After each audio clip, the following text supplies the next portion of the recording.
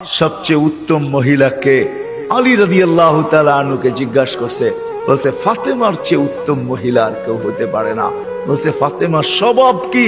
বলছে আমি কিছু আনি আর না আনি, ঘরে চুলা জ্বলুক আর না জ্বলুক, দাখালা যাওজুহা সারবাইতান সাররাত ওয়া তাবাসসামাত, আমি যখন ঘরে ঢুকি তো ফাতেমা খুশিতে নাচতে থাকে, মুস্কি মুস্কি হাসতে থাকে।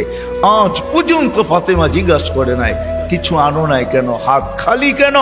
আবার এটাও বলছে 2 টোকা আমার কোনোদিন দিতে হয় না, 1 টোকা দিতে দেরি। ফাতেমা দরজা খুলতে দেরি করে না।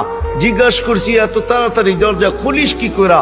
আব্বা শিখায়া দিছে ফাতেমা আলী যেন দরজা টোকাটুকি না করে, বলে এই জন্য দরজায় পিঠ লাগায় দাঁড়ায় থাকি, টোকাটা যেন আমার পিঠে পড়ে, পিঠে।